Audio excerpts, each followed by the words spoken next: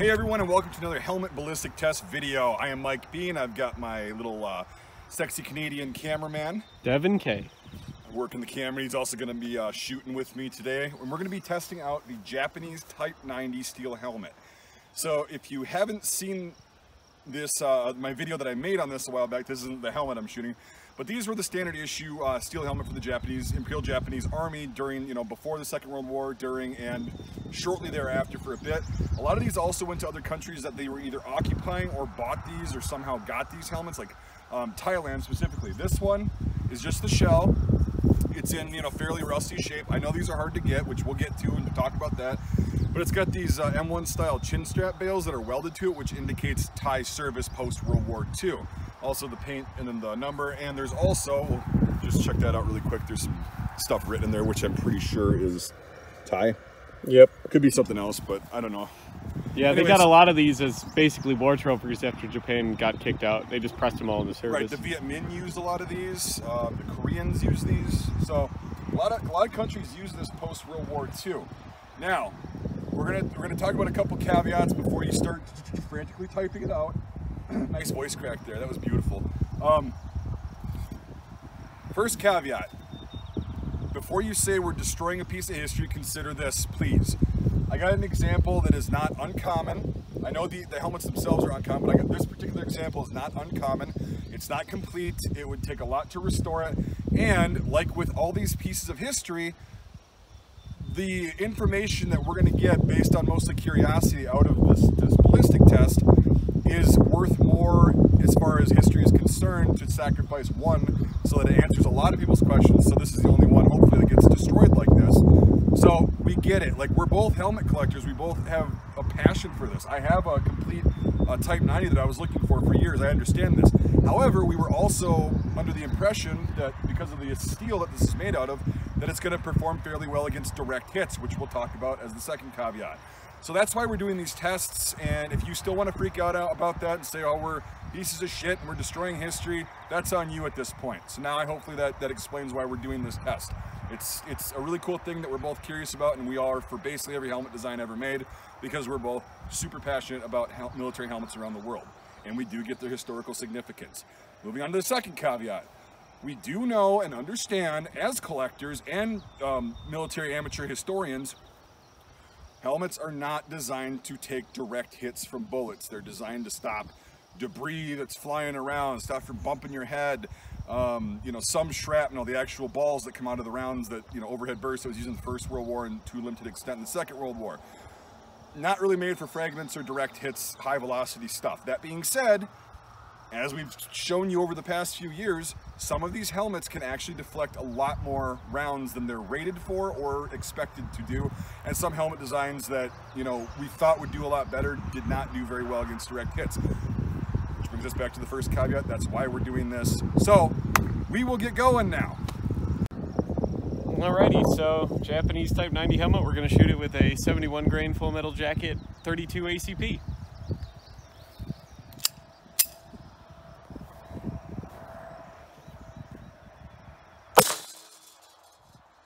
Did you hit right at the hole?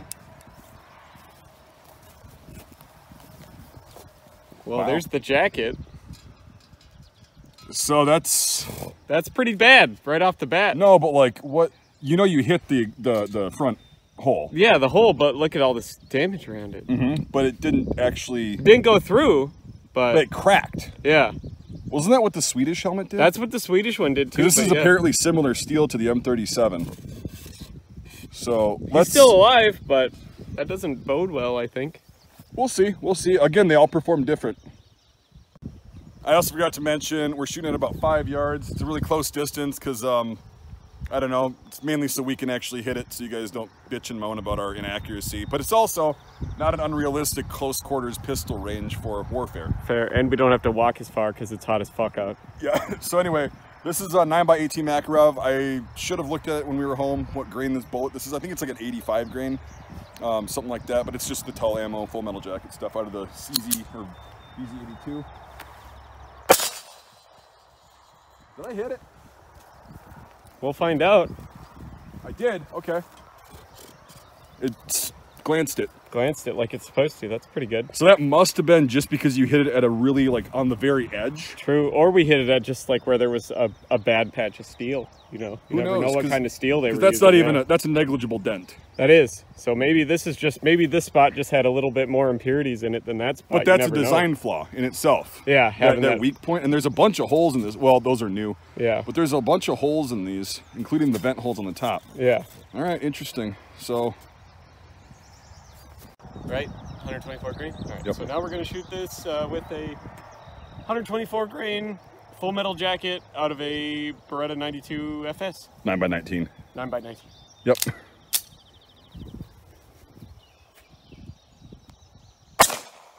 Okay. That's right through it. You can see where his eye used to be. Yep. All right, that's about it. So, a very relevant caliber and handgun that would have been used against this helmet in the South Pacific by U.S. forces is the Colt Model 1911 in 45 ACP. It's a 230 grain full metal jacket.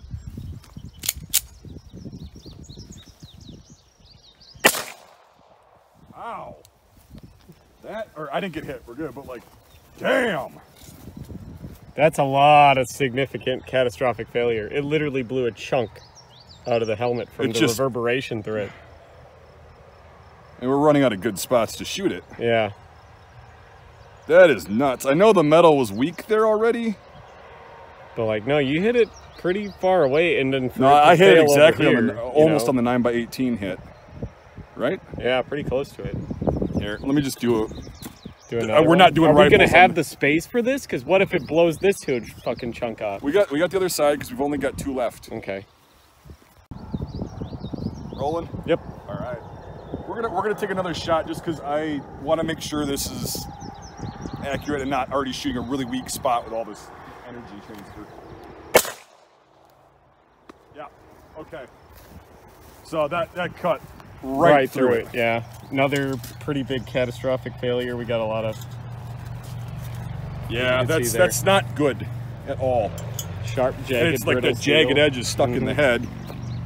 The wearer is going to be completely and utterly screwed. Yeah. You're done.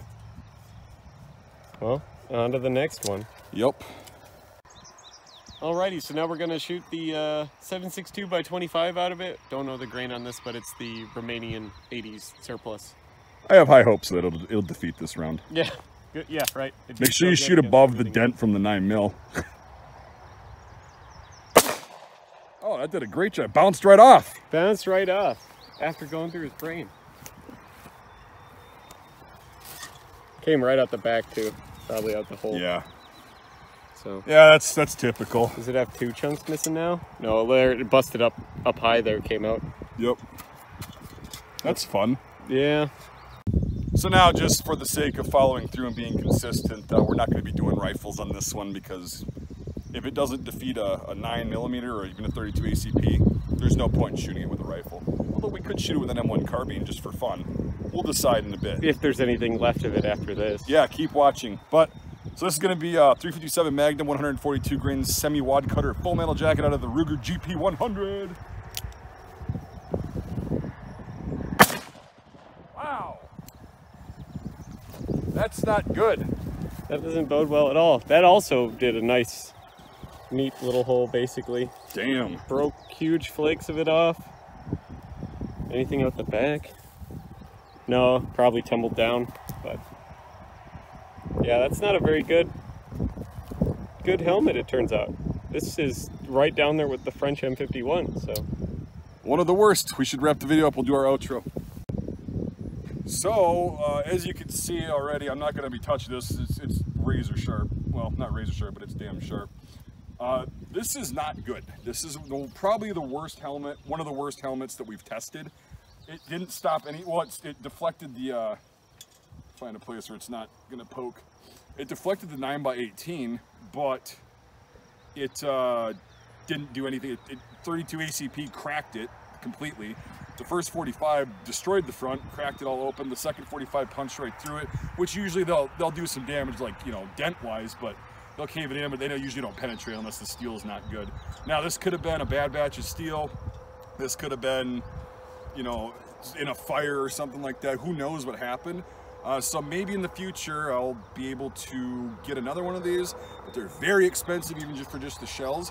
But this is probably one that I want to revisit just to confirm, because usually when they're really crappy like this, we try to make sure we do another one in the future just to make sure it's the steel in the helmet and not just a bad match. So not good at all. I'm very surprised by this, to be honest. I expected it to do a hell of a lot better.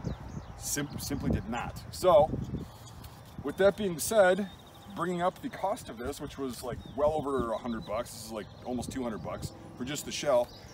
This was made possible because people support me on Patreon and their channel members. So if you want to see more cool videos like this and possibly be able to afford another shell like this in the future to confirm if it's really crappy or if this particular one just sucked, that's a great way to do that. Also subscribe to Devin K's channel. The link to that will be in the description, and the link to my Patreon will be right below that. So $5 a month or more on either platform gets you into my Discord server, which is really fun. There's a lot of really cool people on there. It's pretty interactive. There's actually quite a few people on there now, which is really fun. But anyway, that's a cool thing. That's a cool perk, and it helps us be able to do videos like this, which are not cheap to make, but they're really fun.